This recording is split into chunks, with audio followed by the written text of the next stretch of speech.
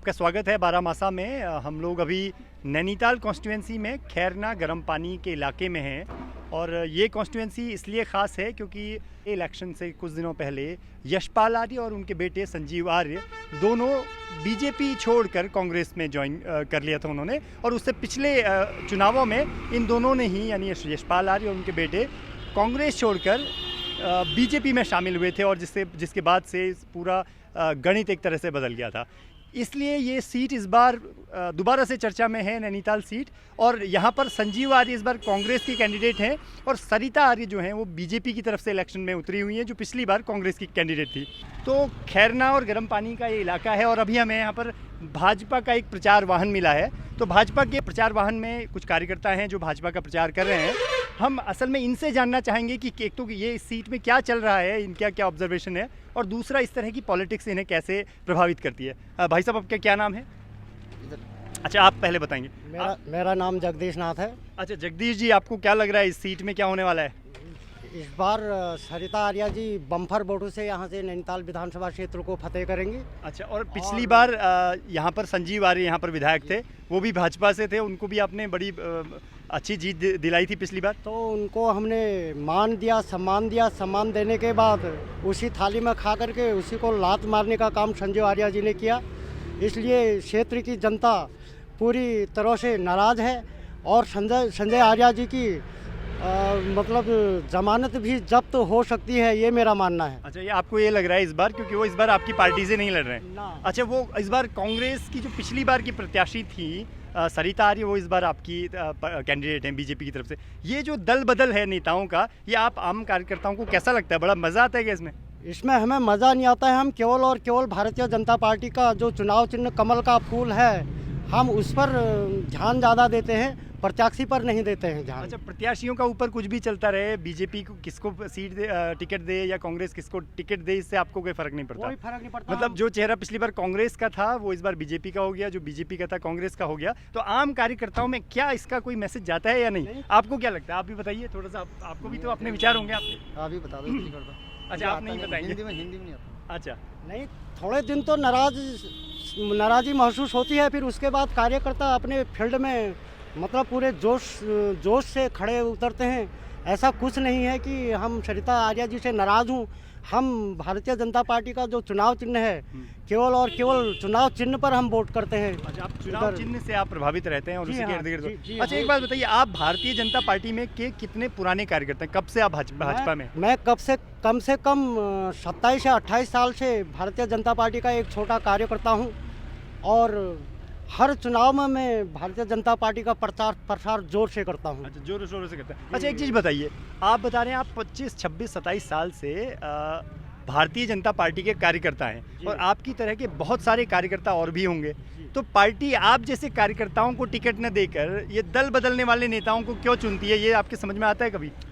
अब ये ऊपर जो हाईकमान का फैसला आ जाता है, पार्टी हाईकमान का, उस पर हमें अडिग रहना पड़ता है और जोश खोश के साथ पार्टी का जो भी उम्मीदवार होता है उसको हम जिता के लाते हैं। अच्छा, आपकी समझ में ये गणित आता है कि पार्टी हमेशा कुछ ऐसे कैंडिडेट्स को ही सामने आगे लेकर आती हैं, जो भी चाहे बीजेपी आए चाहे कांग्रेस आए, जो थोड़ा सा पैसे वाले हों, जो थोड़ा सा रसूख वाले हों, इस तरह के दबदबे वाले।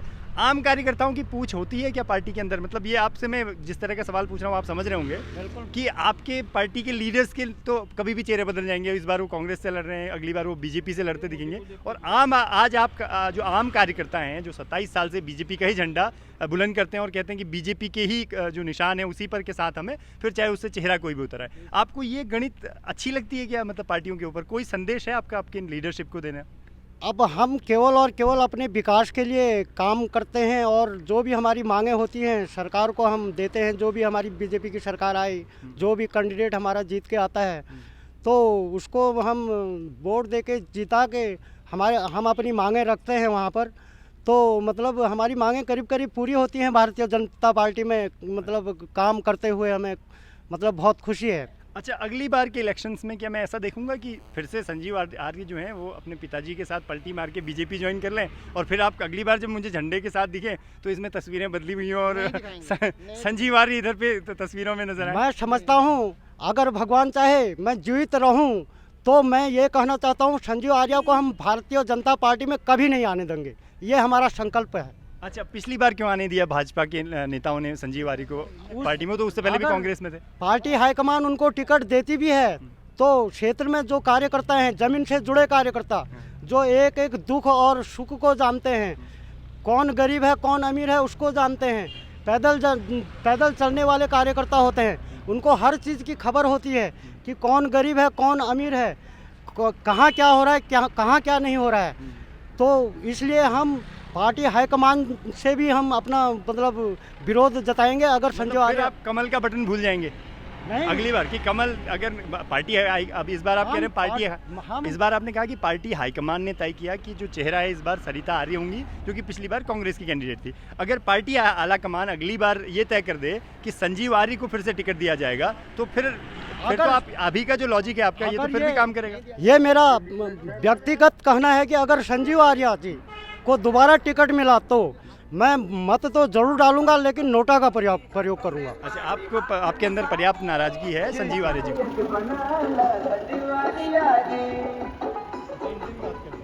तो दोस्तों, खैरना में हम लोग अभी हैं और खैरना नैनीताल कॉन्स्टिट्यूंसी का हिस्सा, जैसे कि अभी हमने कुछ और भी लोगों से बातचीत की थी खैरना में। अभी हमें कांग्रेस का एक प्रचार वाहन मिला है और कांग्रेस के प्रचार वाहन में जैसे कि मैंने बताया कि संजीव आर्य कांग्रेस के नैनीताल कॉन्स्टिट्यूंसी से कैंडिडेट हैं। तो ये प्रचार वाहन जा रहा था तो हमने इन्हें रोका और हमने इनसे बात करने की पेशकश की है। तो मेरा सर, आपका क्या नाम है? राजन त्रिपाठी, पीसीसी मेंबर। अच्छा, राजेंद्र जी, आपका कांग्रेस की गाड़ी में आप थे और आप प्रचार कर रहे हैं संजीव आर्य जी का, तो कैसा चल रहा है प्रचार? बहुत सुंदर, बहुत अच्छा काम दाम दिलाएगा। पूर्व में इनके पिताजी ने बहुत कुछ काम किया है।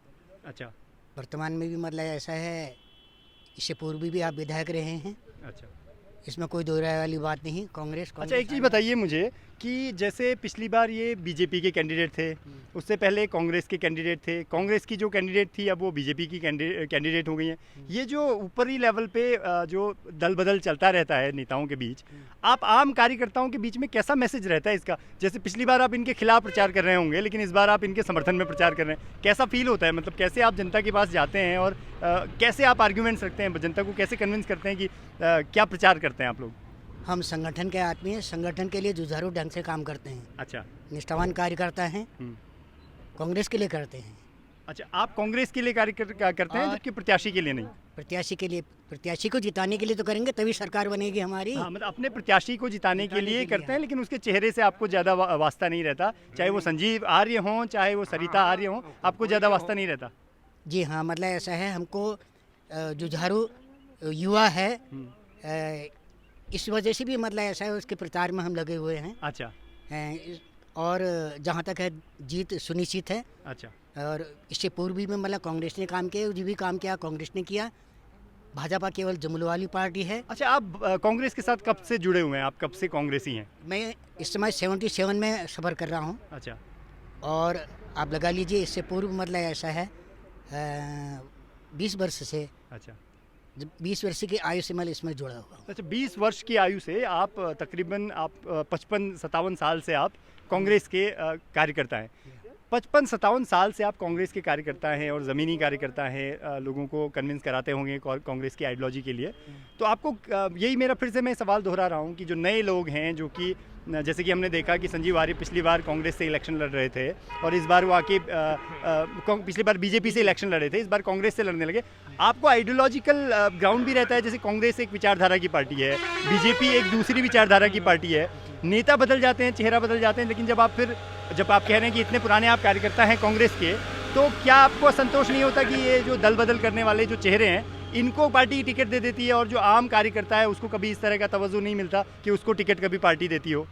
कांग्रेस को मजबूती करने के लिए सक्षम ढंग से जो काम करेगा उसका हम स्वागत करते हैं, तहे दिल से स्वागत करते हैं।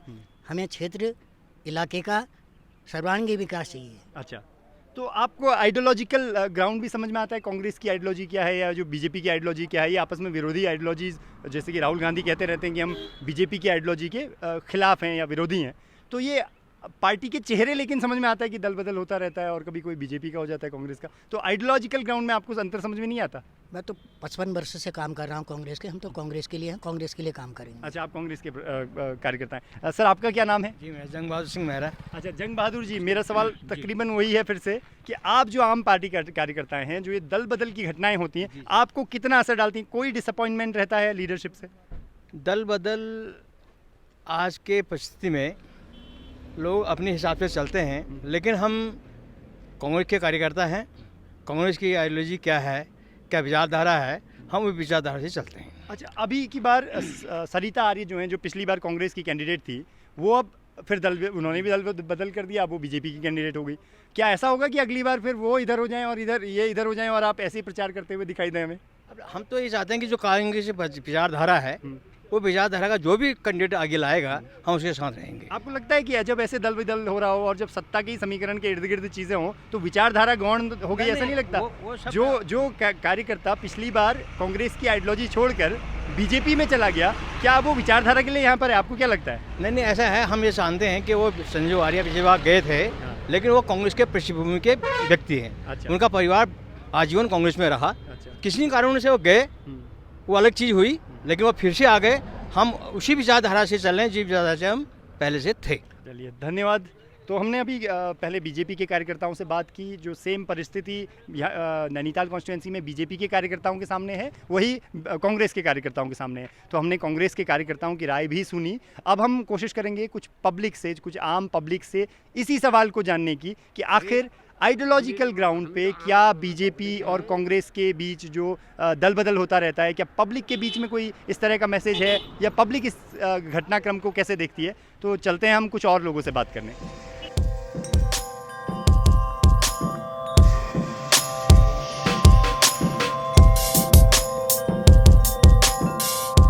नमस्कार, आपका क्या नाम है? मेरा नाम मान सिंह नेगी। अच्छा, नेगी जी, आप नैनीताल विधानसभा से हैं।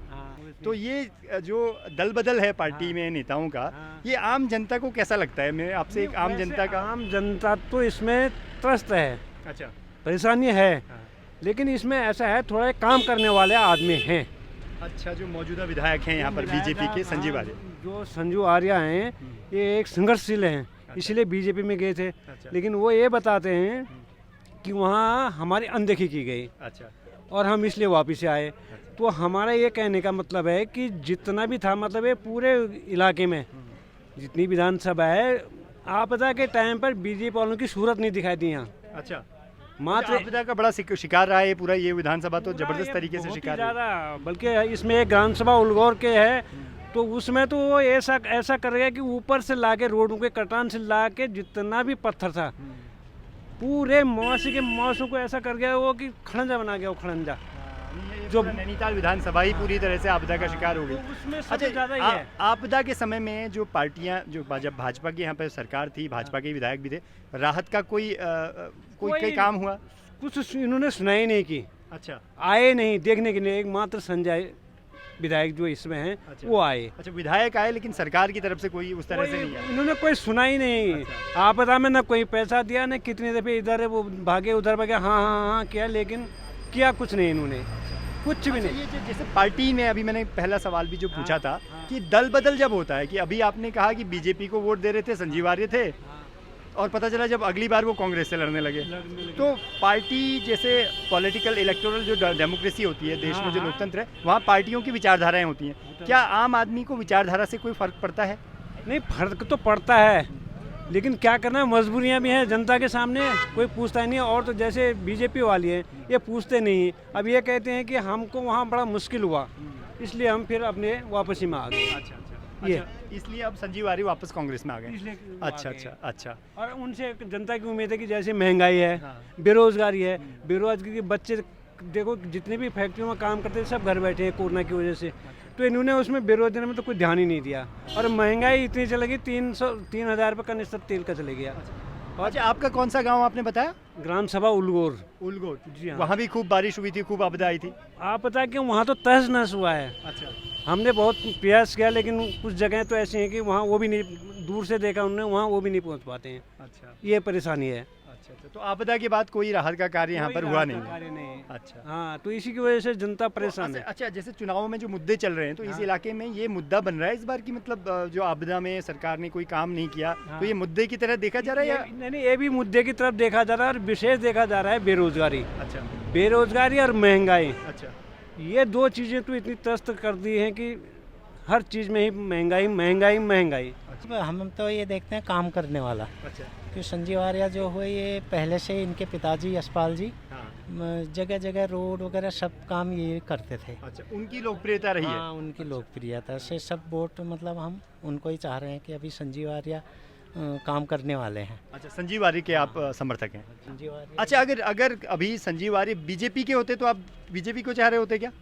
हाँ हाँ, काम करने वाले अच्छा, थे। मतलब आपको पार्टी से कोई फर्क नहीं पड़ता, वो किस पार्टी में काम करने वाला विधायक होना चाहिए। अच्छा, अच्छा, राजनीति में तो विचारधारा के बारे में भी बात की जाती है कि विचारधारा होती है, तो कांग्रेस और भाजपा तो आपस में एक दूसरे को विरोधी विचारधारा मानते हैं, आपको फर्क पड़ता है उससे? ना ना, हमें कोई फर्क नहीं, हमें काम करने वाला चाहिए। अच्छा, काम करने वाले से मतलब। इस बार सब क्या है कि पढ़ा लिखा वोटर है, ये नहीं कि आपकी जहाँ पैसा दो वहाँ दो, पढ़ा लिखा वोटर है। दल बदलू को हमने सबक सिखाना है। अच्छा, किस दल बदलू को सिखाएंगे फिर? यहाँ तो दोनों दल बदलू हैं। हैं, पर देखो ऐसा है कि जिन्होंने 4 साल 4.5 साल मलाई खाई वो तो चल दिए, अच्छा, उन्होंने अपना क्या किया, जो ब्लैक मनी थी वाइट मनी में आ गए, वाइट मनी करके चल दिए, तो उनको सबक सिखाना ज़रूरी है। अच्छा, आपका संकेत क्या है? आप सीधा सीधा थोड़ा बोलेंगे कि क्या जो पिछली बार सत्ता में थे, यानी कि यहाँ पर विधायक थे संजीव आर्य, उनके बारे में आप बात कर रहे हैं? हाँ जी, अच्छा, तो क्या मतलब कि आपने कहा कि दल बदलुओं को सबक सिखाना है, और नैनीताल कॉन्स्टिट्यूंसी में दोनों ही दल बदलू हैं, तो सबक तो क्या? देखो, आपको किसी विकल्प, तीसरी पार्टी या तीसरे के बारे में भी सोच रहे हैं? तीसरा विकल्प जो हमारा हेमारे जी थे, वो भी आप पार्टी में ज्वाइन हो गए। वो उन्होंने भी पहले बीजेपी से कांग्रेस में गए, फिर कांग्रेस से बीजेपी में आए। अच्छा, वो भी दल बदलू है। हाँ, और लास्ट में आ गए वो आप में आ गए। अच्छा। तो हमने एक तीसरी हमारी जो विकल्प था, हिमालय जी थे, वो भी अब हमारी नज़रों से निकल गए हैं। अब हमारा जो है विकल्प फिलहाल सरिता आर्या जी होगी। अच्छा, मतलब अभी आप सरिता आर्य को समर्थन कर रहे हैं। मैं कंफ्यूज हो जा रहा हूँ कि वो बीजेपी से लड़ रही है या कांग्रेस से? वो बीजेपी से लड़ रही है। अच्छा, तो आप भी हो रहे हैं थोड़ा सा कंफ्यूज, किससे लड़ रही नहीं, है? नहीं, हम कंफ्यूज नहीं है, अच्छा, आप बिल्कुल क्लियर हैं बीजेपी से? क्लियर है। अच्छा, तो बीजेपी की जो सरकार थी यहाँ पर, बीजेपी की सरकार थी, आपके इस पूरे इलाके में भयानक आपदा आई थी। आपदा के दौरान बीजेपी सरकार ने काम किए यहाँ पर? बीजेपी आपदा से पहले दल बदल दिया था विधायक ने, अच्छा, वर्तमान विधायक से निवर्तमान विधायक हो चुके थे, तो क्या करते? अच्छा, वो आपदा से पहले ही दल बदल के थे। वो एक बस 2 बार उन्होंने चेहरा दिखाया अपना और चल दिए। लोगों में रोष बहुत व्यक्त है। अच्छा, आपका कहना है कि उनके खिलाफ रोष है, इसीलिए फिर सरिता आर्य जो कि पिछले साल कांग्रेस की कैंडिडेट थी, बीजेपी अब इस बार बीजेपी से लड़ रही है, तो उनकी तरफ फिर से जनता देख सकती है। जनता पढ़ी लिखी है ना इस बार। अब अच्छा, अच्छा, जनता के बीच में पढ़ी लिखी जनता है, तो क्या जैसे देश भर में महंगाई का मुद्दा बड़ा जोर शोर पर है, पेट्रोल की कीमतें हों या सिलेंडर की कीमतें हों, ये भी तो जोर शोर में कि जो पढ़ी लिखी जनता इस पर भी देख रही है। ये देखो, महंगाई कोई कम नहीं कर सकता। अच्छा, व्यक्ति सोचता है कि हमें कुछ सरकार दे, फ्री में खाएं, फ्री में, ऐसे कुछ नहीं कर सकता। आदमी के हाथ पाँव में तो काम करना ही पड़ेगा। महंगाई झेलनी पड़ेगी। महंगाई झेलनी- अच्छा, लेकिन महंगाई झेलने वाली बात नहीं है। 2014 में भाजपा सरकार का नारा था, महंगाई की मार बहुत हुई, अब भाजपा सरकार आएगी, इस तरह का नारा था, बड़े बड़े होर्डिंग्स थी। आप भाजपा के समर्थक दिख रहे हैं, और वो नारा क्या फेक था? जुमला था? नहीं अगर कांग्रेस भी आएगी ना, अब यहाँ पे हमारे निवर्तमान विधायक जी बोल रहे हैं, अगर हमारी सरकार आएगी तो 500 रुपये हम सिलेंडर करेंगे। छत्तीसगढ़ में देखो 1000 रुपये सिलेंडर है, वहाँ कांग्रेस की सरकार ही है। ऐसा नहीं है, जो महंगाई है वो दर बदर अच्छा, बढ़ती मतलब रहेगी। जनता को मान लेना चाहिए कि महंगाई तो बढ़ती ही रहती है। महंगाई अप डाउन होते रहेगी, ऐसा कुछ नहीं है कि एक कोई भी पार्टी आए वो एकदम डाउन कर अच्छा, देगी। वो पार्टी से ऐसा उसका कुछ कोई नहीं लेना होगा। देना नहीं है। तो अच्छा, मोदी जी के जो भाषण थे महंगाई को लेकर, वो भी मतलब हवाई जुमला टाइप ही थे? जुमला कुछ नहीं होता, जुमला नहीं है। अच्छा, मोदी जी के भाषण, आपका क्या नाम है? मोदी हरिंदर सिंह है मेरा नाम। अच्छा, तो महंगाई को लेकर जो मोदी जी ने कहा था, और महंगाई तो अभी अच्छा, महंगाई नहीं है अभी? कमा के ही खा रहे हैं सब कांग्रेस सरकार भी हो तो भी हमें कमाना है, खाना है। हम मजदूर आदमी हैं, हम रोज की दिहाड़ी पर काम करते हैं। अच्छा, ऐसा कुछ नहीं है। लेकिन मोदी सरकार ऐसी है कि जब से मोदी सरकार है, देश में ना कोई दंगे हुए, ना कोई ब्लास्ट हुए, कुछ हुए। कांग्रेस सरकार में आप देख लो कितने ब्लास्ट हुए। अब यूपी देख लो, यूपी में कितने दंगे हो गए, दंगे काम हो गए। और जो मुस्लिम महिलाएं खुद बोल रही हैं कि जो हम अंदर थे, जो हम 5। अच्छा, आपका क्या नाम है? मतलब ये मान के चलो ना, दंगा नहीं हुआ तो वो बीजेपी ने ही करवाए हों पहले, अब उसमें सत्ता में आ गए तो अब दंगे नहीं हो रहे, ऐसा भी तो हो सकता है। अच्छा, अच्छा, आप लोगों को क्या कैसा लगता है जब जैसे बीजेपी है उसने कांग्रेस की प्रत्याशी जो पिछली बार थे उनको टिकट दे दिया, जो कांग्रेस है उसने बीजेपी को दे दिया, ये दल बदल ऊपर ऊपर पे होता रहता है, जनता यहाँ पे ऐसे ही लड़ती रहती है आपस में, ऐसा कैसा रहता है?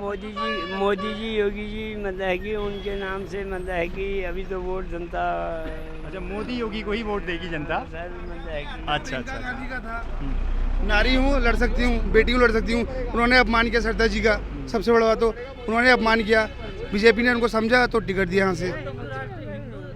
पॉलिटिकल आइडियोलॉजी, जैसे आप यंग हैं, आप कह रहे हैं कि पढ़े लिखे लोग हैं, तो मैं आप थोड़ा सा ना पॉलिटिकल सवाल थोड़ा पॉलिटिकल तरीके से ही पूछता हूँ आपसे। पॉलिटिकल आइडियोलॉजी एक चीज़ होती है, पॉलिटिकल पार्टीज, इलेक्टोरल डेमोक्रेसी जो है उसमें पॉलिटिकल आइडियोलॉजीज पर ही बेस्ड पार्टीज होती हैं। बीजेपी की एक पॉलिटिकल आइडियोलॉजी है, कांग्रेस की एक पॉलिटिकल आइडियोलॉजी है, इसी तरह से जो दूसरी पॉलिटिकल पार्टीज़ हैं उनकी पॉलिटिकल आइडियोलॉजीज़ हैं, उस पर वो खड़े होते हैं।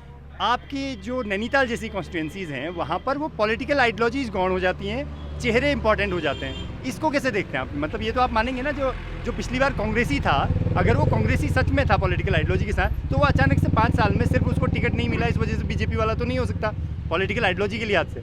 आपको ये घटना कैसी लगती है? ये लगता है कि सही हो रहा है, जनता में बीजेपी कांग्रेस से ही चल जाएगा? नहीं, ये चीज़ गलत है ना, ये चीज़ गलत ही होती है, क्योंकि अब वो देखे वो अपने स्वार्थ के लिए आए थे, उन्होंने अपना स्वार्थ देखा तो वो बीजेपी में ज्वाइन हो गए। अब आप कैसे एश्योर करेंगे कि सरिता आर्य अपने स्वार्थ के लिए नहीं आई है? ये कैसे एश्योर करेंगे? वहाँ पे उन्होंने देखा यहाँ पे नारी अपमान हुआ था तो उन्होंने बीजेपी से टिकट मांगा तो बीजेपी ने उनको। अपमान वगैरह ये रेटरिक नहीं है क्या?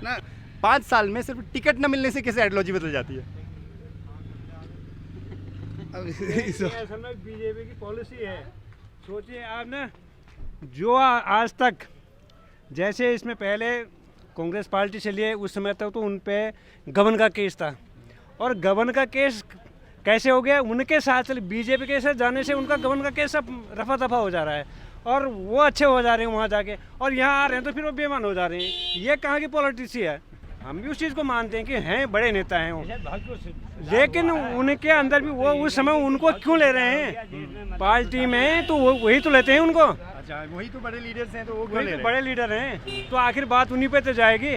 भले ही छोटा कुछ कर रहा है लेकिन वो कैसे लेते हैं? हम ये कहते हैं कि जिस पर भ्रष्टाचार के आरोप हैं उसे एक किनारे फेंक दो, कोई भी पॉलिटिकल पार्टी, चाहे कोई भी हो, कांग्रेस हो, बीजेपी हो, कोई भी हो, उसको एक किनारे फेंक दे और तब शासन चलाएं, तब हम कहें। लेते वक्त, सरकार बनाने वक्त तो उन्होंने कुछ नहीं देखना है, गबन है क्या है, कुछ है, चोर चकारी जो कुछ है उनको सब भर लो, अपनी सरकार में खड़ी कर दे, अपना उल्लू सीधा कर लो, और उसके बाद मन मर्जी से कहो। अब इसमें वो इधर आगे जैसे यशपाल जी या संजय जी की बात करें या हरक सिंह जी करें, वो कह रहे हैं उस समय भी तो ये इन पर गबन का केस करके इन्होंने कहा था, तो इन्होंने 11 सांसद अपने खींच लिए। क्यों लिया इनको? मैं यही मानूंगा, ये संजय आर्य और ये यशपाल आर्य को बीजेपी में खाने को मिला नहीं, तो इसलिए वापस कांग्रेस में आ गए। अच्छा, दूसरा अभी लेकिन बीजेपी ने यहाँ पर बीजेपी के कार्यकर्ता कम थे क्या कि उन्होंने सरिता आर्य को कांग्रेस से उठाकर प्रत्याशी बना दिया? अब ये है, मैं इसके बारे में तो ज़्यादा कुछ कहूँगा नहीं। अब उनको लगा होगा कि हाईकमान को लगा होगा कि सरिता आर्य जो है ठीक है, तो उन्होंने उनको। यहाँ पर कुछ नहीं चल रहा है, मैं तो सोच रहा हूँ नोटा दबा दूँ।